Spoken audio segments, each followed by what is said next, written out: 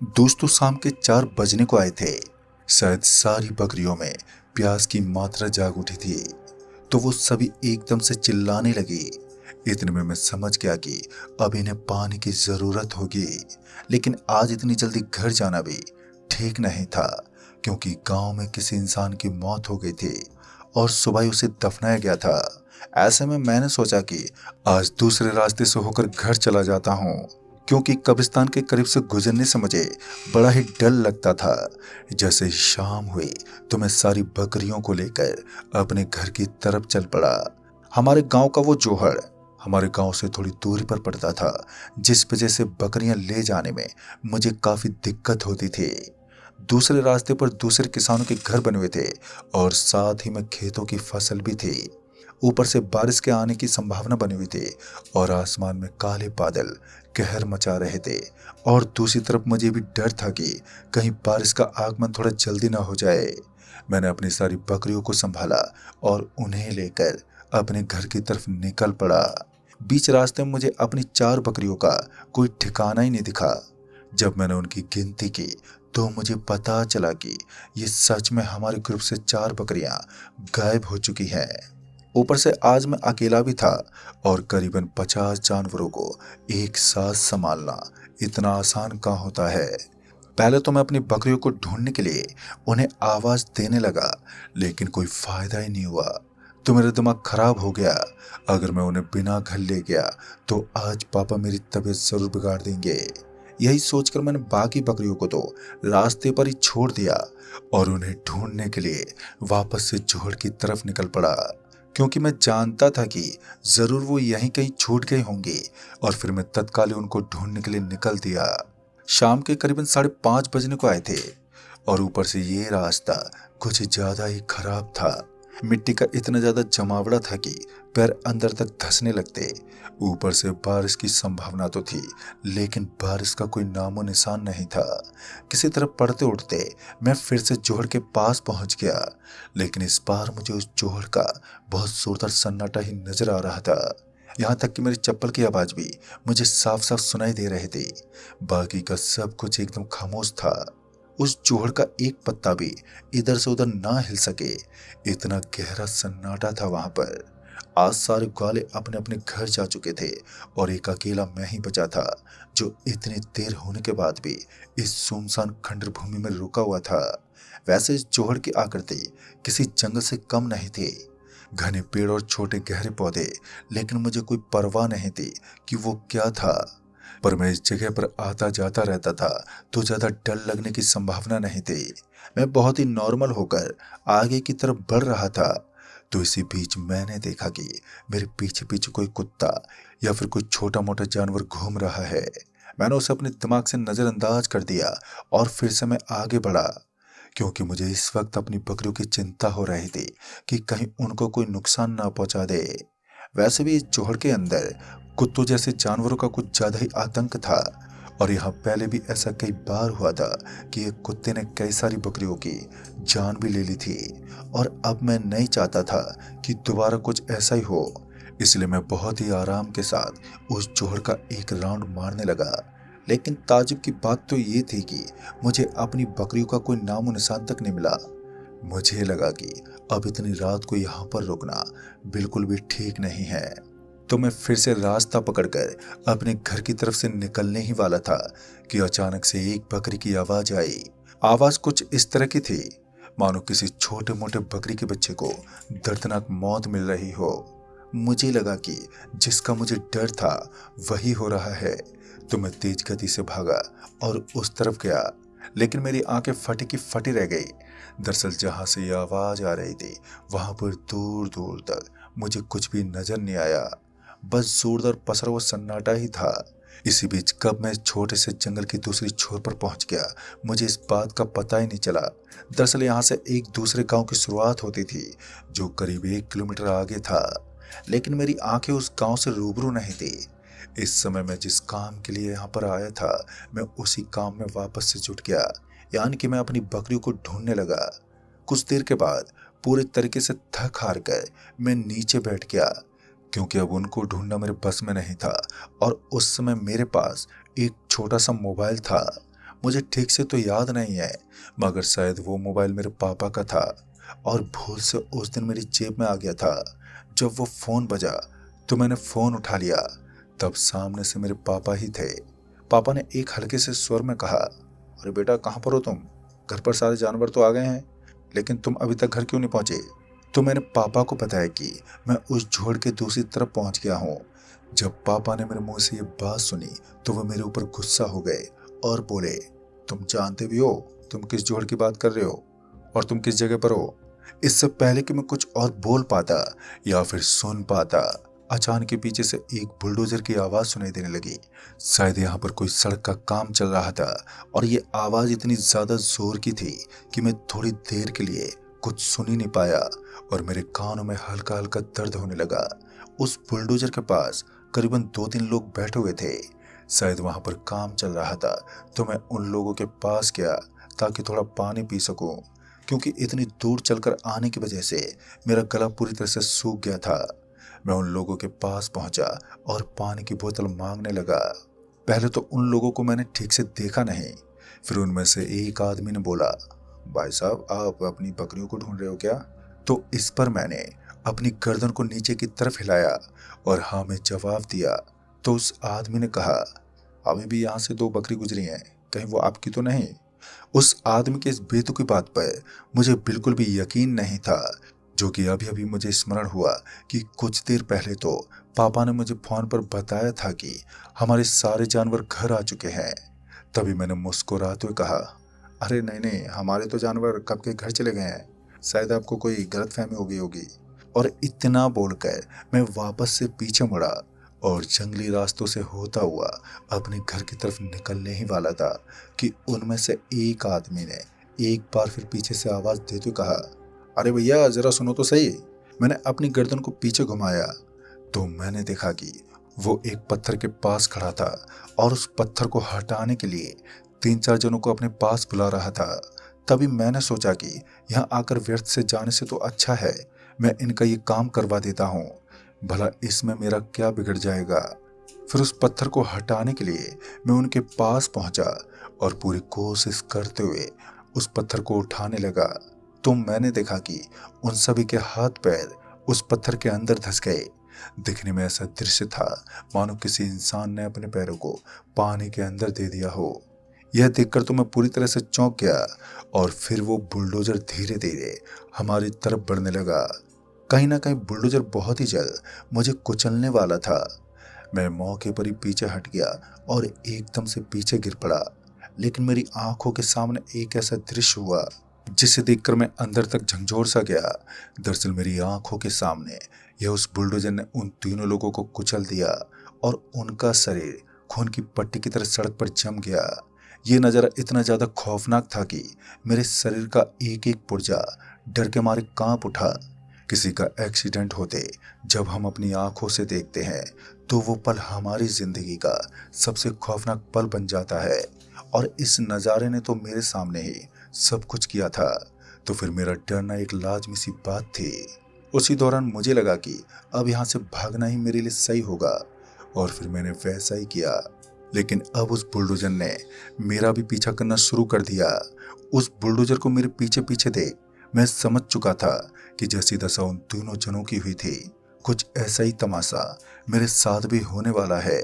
ऐसे में यहाँ से निकलना ही सही होगा। तभी मैं झटके से अपने पाँव को जंगल की तरफ मोड़ने लगा और फिर जंगल के अंदर घुस गया, क्योंकि मैं जानता था कि जंगल के अंदर उस बुलडोजर का आना नामुमकिन होगा। मेरे पेट में दर्द होने लगा और मैं अपने पेट को पकड़कर भागता रहा, लेकिन थमा नहीं। अंधेरे की इस छांव में मैं रास्ते को भूल गया था और इसी तरह गिरते पड़ते मैं रोहिणी नाम के उस भवन के पास पहुंचा, जो भवन धर्मशाला के लिए बनाया गया था, यानी कि धर्म के खातिर बनाया गया था। ये भवन जिसमें कुछ अनाथ लोग ही निवास करते हैं, पर इसमें मुझे कोई नजर ही नहीं आ रहा था। अंधेरा पसरा हुआ था तो ये अंदाजा लगाना बड़ा आसान था कि इस भवन के अंदर इस समय तो कोई भी मौजूद नहीं है। मौके का लाभ उठाते हुए मैं उस भवन के अंदर घुस गया, जिसके अंदर कोई भी मौजूद ही नहीं था, क्योंकि मेरी जिंदगी बचाने का मेरे पास यही एकमात्र रास्ता था। जैसे मैं उस भवन के अंदर पहुंचा तो मैंने देखा कि भवन के अंदर सूखी लकड़ी और भी कई सारी चीजें पड़ी थी। धीरे धीरे हल्की हल्की बूंदाबांदी भी आरंभ हो गई और अब तो बाहर रहने का मतलब था कि बारिश में भीगना, और ऊपर से मेरे पीछे उन काली आत्माओं का साया पड़ा हुआ था। इस बार मैं भवन के अंदर एक कमरे के अंदर घुस गया और चुपचाप किसी पत्थर की मूर्ति की तरह बहुत ही आराम के साथ एक कोने में चिपक कर बैठ गया। तभी अचानक ही मुझे किसी चीज की रेंगने की आवाज आई। मेरे पास छोटा वाला फोन था तो मैं उसकी छोटी सी लाइट से चारों तरफ देखने लगा। पहले तो मुझे कुछ भी नजर ही नहीं आया, लेकिन फिर मेरी नजर वहीं पर रेंगते हुए एक सांप पर गई तो मेरे तो होश ही उड़ गए। दरअसल काला काला वो सांप बड़ा ही डरावना लग रहा था और फिर धीरे धीरे वो मेरी तरफ बढ़ रहा था, यानी कि वो बहुत ही जल्द मुझे डसने वाला था। अब मैं एक मुसीबत से पीछा छुड़वाता तो इससे पहले ही दूसरी मुसीबत मेरे पीछे पड़ जाती। समझ में नहीं आ रहा था कि मेरे साथ हो क्या रहा है। एक तरफ कुआं तो दूसरी तरफ खाई। इतना सब कुछ हो जाने के बाद भी मैं ज्यों का त्यों ही बैठा रहा। मैं अपनी जगह से हटा नहीं, क्योंकि मुझे लगा कि ये एक जानवर है और बिना छेड़े मुझे कोई नुकसान नहीं पहुंचाएगा। उस कमरे के अंदर एक और दरवाजा था, शायद उस भवन के अंदर तक जाने का एक और रास्ता बना हुआ था और मैं उस रास्ते से उस भवन की गहराइयों में जाने लगा। अचानक ही हवा के वेग से भवन के अंदर तक पानी आने लगा। आगे एक बरामदा था और तभी उस बरामदे में किसी गाड़ी मोटर की हेडलाइट पड़ती हुई नजर आई और मुझे यकीन था कि इस हेडलाइट का स्रोत वही बुलडोजर है जो काफी समय से मेरे पीछे पड़ा है। खैर मैं अभी भी इस जगह पर खड़ा होकर अपने आप को सेफ्टी महसूस कर रहा था, लेकिन तभी उस भवन पर जोर जोर से वार होने लगा और ये बिल्कुल तय था कि अब जो आवाज आ रही है वो उस बुलडोजर का कहर है। शायद उस बुलडोजर का निशाना अब पूरा का पूरा भवन था। शायद वो उस भवन को गिराकर मुझे मौत के घाट उतारना चाहता था, पर मुझे उस भवन से बाहर निकलने से डर लग रहा था। भला मेरे अंदर इतनी हिम्मत कहाँ थी कि मैं कमरे से थोड़ा सा बाहर जाकर भी इस नज़ारे को देख सकूं, क्योंकि जिस बुलडोजर ने 3 लोगों को एक साथ मौत के घाट उतारा था, भला उसके सामने मैं क्या चीज था। डर और खौफ के मारे मैं उस कमरे से बाहर तक नहीं निकलना चाहता था, लेकिन फिर इन हरकतों ने मुझे मजबूर कर दिया कि यहाँ से उतरकर मुझे एक बार फिर भागना पड़े। क्या पता बुलडोजर पूरे के पूरे भवन का ही विनाश कर दे और मैं नीचे दब जाऊं। मैंने थोड़ी हिम्मत जुटाई और उस भवन के बरामदे में पहुंचा तो मैंने देखा कि वही बुलडोजर जो खून से लहूलुहान था मेरे सामने खड़ा था और मुझे कुचलने की फिराक में था। उस बुलडोजर के टायर मांस के टुकड़ों से भरे हुए थे। जब इंसान को उसकी मौत अपने सामने नजर आती है तो खुद ब खुद उसके कदम पीछे की तरफ हटने लगते हैं। पता नहीं जिंदगी आज कौन कौन से इम्तिहान से सामना करवाने वाली थी। उस समय मैं उस भवन के पीछे वाले दरवाजे से उस बुलडोजर को चकमा देकर फिर से भागने लगा। पता नहीं भागते भागते मैं किस जगह पर पहुंचा जहां कोई कब्रिस्तान सा बना हुआ था।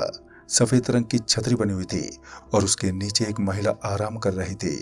उस महिला को देखकर मेरे मन में एक उम्मीद जगी और मैं हल्के हल्के पैरों के साथ उस महिला के पीछे जाकर खड़ा हो गया, लेकिन अभी भी वो बहुत ही गहरी नींद में थी। शायद इस वजह से अभी तक उसकी आंखें नहीं खुली और मैं उसके बगल में ही खड़ा रहा। काफी देर बीतने के बाद भी जब उस महिला ने मुझे नहीं देखा तो मैं उसे हल्की सी आवाज देते हुए बोला, अरे बहन जी आप ठीक तो हो ना? लेकिन उसने मेरी तरफ मुड़कर भी नहीं देखा और उसकी नींद टूटने का नाम भी नहीं ले रही थी। फिर उसके बाद मैंने उसके शरीर को छुआ तो मुझे एहसास हुआ कि उसकी मौत हो चुकी है। उसका शरीर अकड़ गया था और सांसें बंद हो चुकी थी। ये सब देखते ही मेरे पूरे बदन में बिजली सी दौड़ गई, क्योंकि मुझे एहसास हो रहा था कि मेरी मौत के दरवाजे अब खुल गए हैं। ये जगह मैं पहली बार देख रहा था जहां पर चारों तरफ खाई बनी हुई थी। तभी मैंने अपने पैरों को तुरंत ही पीछे मोड़ लिया और वापस से उसी रास्ते से निकलने लगा जिस रास्ते से मैं यहाँ पर पहुंचा था। लेकिन अब चारों तरफ मुझे बहुत ही गहरी खाई दिख रही थी और यहाँ से निकलने के सारे दरवाजे अब बंद हो गए थे। समझ में नहीं आ रहा था कि अब मैं करूँ तो करूँ क्या। इस समय तक मैं पूरा इरिटेट हो गया था और जैसे ही मैंने अपना मुंह दूसरी तरफ मोड़ा तो मैंने देखा कि ये वही महिला थी जो उस छतरी के नीचे लेटी हुई थी और इस महिला को देखकर मेरे रोंगटे खड़े हो गए। तभी उसने हल्के से स्वर में कहा, आप बड़े टेंशन में लग रहे हैं। पहले तो मैं उससे घबराता रहा, लेकिन उसकी बात करने के अंदाज ने मुझे थोड़ा नॉर्मल सा कर दिया। पहले मैंने उस महिला से उसके बारे में ज्यादा जानकारी निकालना सही नहीं समझा, और बाद में मैं उसके बताए अनुसार उसके पीछे पीछे जहां वो रहती थी उसी तरफ ही चल दिया। कहते हैं खामोशी के पीछे कुछ बड़ी चीज छुपी होती है। मुझे डर था कि कहीं मैं खतरे में ना फंस जाऊं, और मेरा ये डर कुछ पल के बाद एक हकीकत का ख्वाब बन गया। क्योंकि उस महिला के पीछे जाते वक्त मैंने कुछ ऐसी चीजों को देखा जिन्होंने मुझे बहुत ही बुरी तरीके से हैरान कर दिया। और सबसे पहले उस महिला ने कब्रिस्तान की मिट्टी में अपने हाथ फेर लिए, और ये देखकर मैं अंदर तक कांप गया। फिर उस महिला ने मुझे अपने पीछे पीछे आने का इशारा किया, और मैंने तत्काल ऐसा ही किया। थोड़ी दूर और आगे जाने के बाद मुझे एक पुराना मकान दिखाई दिया। उस मकान के बगल में एक काली बिल्ली नजर आ रही थी, जो शायद रस्सी से बंधी हुई थी। एक बिल्ली को रस्सी से बंधा हुआ देखकर मुझे बहुत ज्यादा अचंभित कर रहा था। भला एक बिल्ली किसी रस्सी से कैसे बन सकती है, यही बात मैं समझ ही नहीं पा रहा था।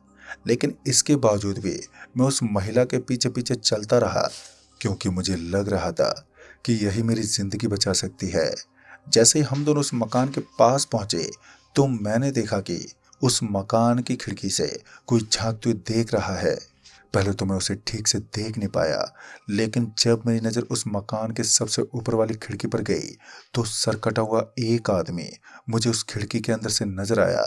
और उसको देखते मुझे आभास हो गया कि मैं खतरों के झुंड में खुद फंसता जा रहा हूँ। इस बीच वो बुलडोजर अचानक ही वहां पर पहुंच गया, और उस बुलडोजर के ऊपर से एक आदमी नीचे उतरा। और उस आदमी को देखते उस महिला ने कहा, अब ये शिकार मेरा है। इतना सुनते मेरी आंखें फटी की फटी रह गई, क्योंकि उस औरत का घूंघट उसके चेहरे से हट चुका था।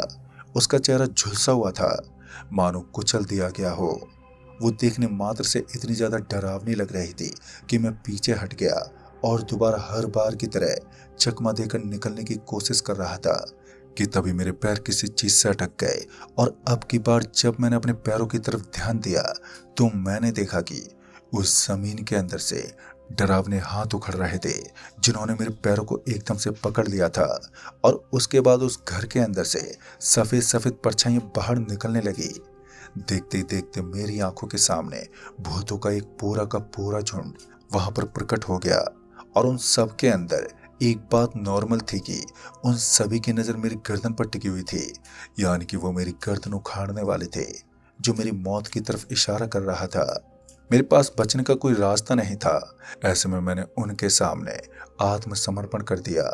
इतने में जंगल के अंदर से अचानक ही अजीब सी आवाज आई, मानो कुछ लोग आपस में बतलाते हुए इस जंगल के अगल बगल में घूम रहे हैं। और तभी जंगल के बाहर से किसी की एंट्री हुई।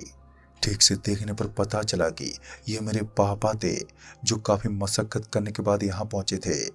पापा को अपनी आंखों के सामने देखकर मैं हल्का सा मुस्कुराने लगा, क्योंकि मेरी जिंदगी बचाने का दर्पण मेरी आंखों के सामने था।